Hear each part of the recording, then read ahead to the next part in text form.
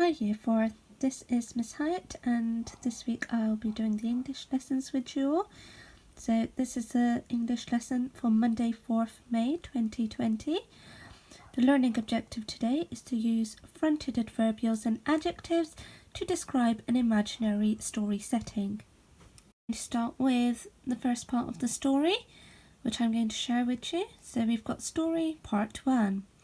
In a small village surrounded by looming grey mountains, there lived a young boy called Ashton Gate. He lived with his hard-working dad in a small house beside the mountain, right at the very edge of the village. He spent his spare time helping his dad to make stone furniture to sell. One day, as he was carefully chiselling the stone to make a table, he heard a sudden rumble coming from the mountain. This was strange, very strange. He had lived in the village all his life and had never heard anything like this before. What could have caused it? Bravely, Ashton decided to investigate. He grabbed his ragged backpack and with great agility, he swiftly started to climb the mountain. As he neared the top, he was surprised to see the opening to a cave. So your task today is to think about what the cave might be like.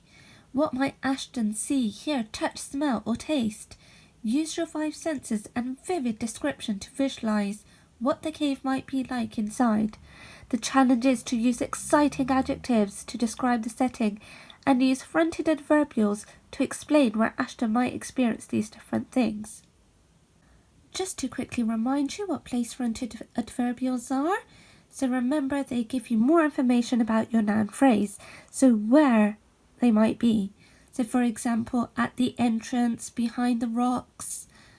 You can print off a copy of this sheet to use in your own writing later. Don't forget your commas after your fronted adverbials. So this is a copy of the worksheet that you will have to describe your setting. Let's have a look at an example that I did earlier. So for here I've got in the distance he could hear a hollow, high-pitched echo resounding off the walls.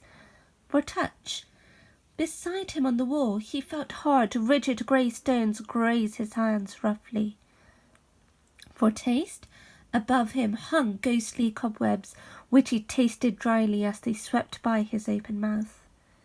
For see, on the decaying rocks he spotted some damp, sickly green squishy moss set in oddly shaped patches. For smell, around him he could smell the sickly, putrid smell of sewer water. Remember, since this is an imaginative piece of writing, you can really use your imaginations. You can be quite creative about what might be inside the cave. It could even be covered in dancing butterflies, magical golden dust, exotic glowing flowers, or even full of tasty chocolate Easter eggs. It is completely up to you, so be creative.